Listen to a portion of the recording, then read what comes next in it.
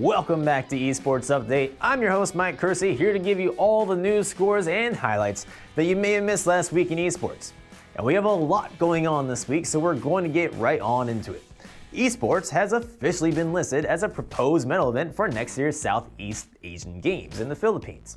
Sponsored by Razer, getting into the games is a big accomplishment for esports, as the games are under the supervision of the International Olympic Committee, which has previously blocked esports as an Olympic medal event because of its lack of a governing body.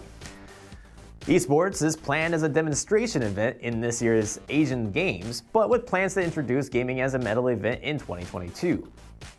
League of Legends teams are said to have started filing official complaints to Riot against G2 Esports for player tampering allegations, according to a report by BP Esports. The complaints are against the G2 player Perks, who allegedly tried to sway players to play for G2 while they were still under contract. For clarification, it is against Riot rules for a player or a coach to entice, solicit, or poach other players and coaches from other teams. G2 has responded by saying that Perks has never contacted players under contract on behalf of G2, but with that being said, the said allegations go back as far as 2016. If proven true, Perks could receive a potential suspension of up to 3 to 15 months. In Dota 2, Test 123, the former Pain X roster, has been disqualified from the Chongqing Major after placing first in the South American qualifiers. The team is composed of only one player from South America, and Valve announced the decision based off the fact that the team flew down just for the qualifier and then flew right back, not actually living or even scrimming in South America to help the esports development in the region grow.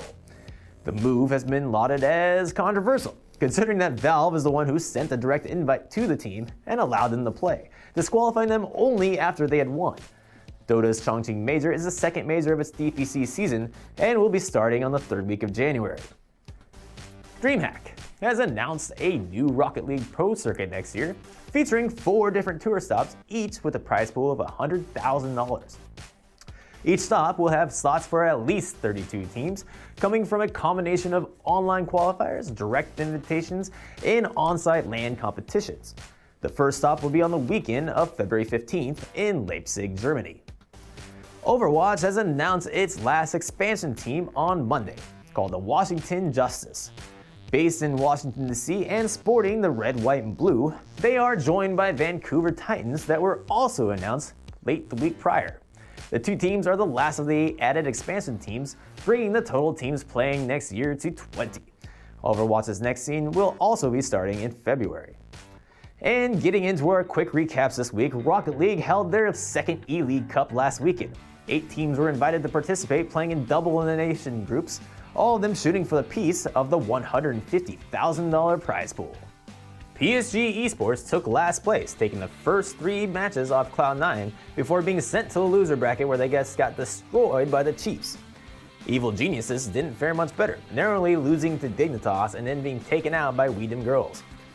Oceana's The Chiefs came in 6th place, getting immediately sent to the lower brackets by NRG.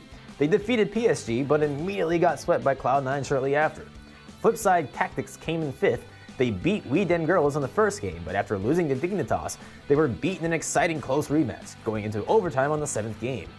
NRG had a great run, going undefeated in group stages but ultimately losing to We Dem Girls.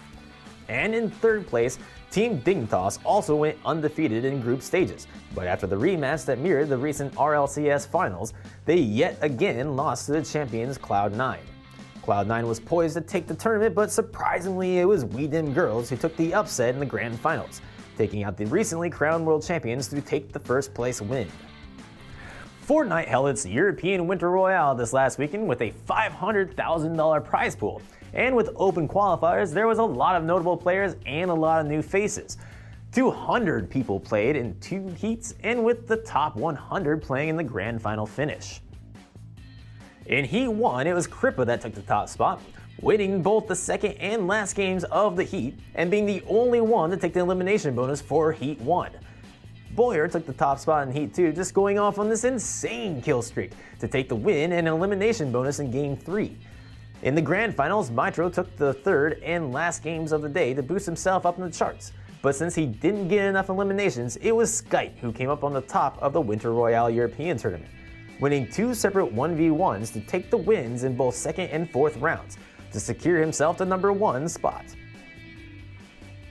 Fans of both Mitro and Zexro will be happy to know that they each qualified for both the European and North American tournaments. So they'll have a second shot next week when the North American Winter Royale starts on December 11th. This last weekend was also host to the last Dreamhack event of the year, Dreamhack Winter. There were tons of games played throughout the event, and we're just going to give you a quick recap of everything that you might have missed. In CSGO, the South African team, Bravado Gaming, went on an undefeated win streak, never dropping a match straight to the finals. But then they were finally beaten in the grand finals by Esports, who took the victory on both Train and Inferno maps.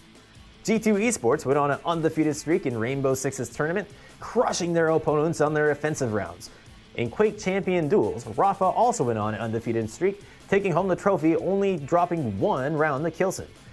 In Hearthstone, Burrow took the first place win, taking the grand finals with his Quest Rogue deck. And in Smash Bros, it was Leffen who took the first place spot, using his secondary Falco throughout the tournament and defeating Triff in the finals.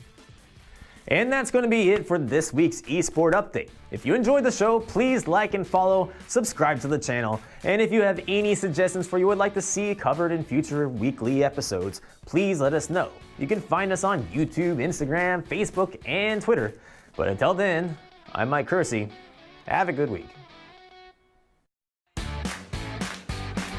Oh, this could be a total disaster. Vacuum in. Ravage on everyone. The black hole. Away those tracers. You can see Dupree trying to close in, but Taz will hit the headshot.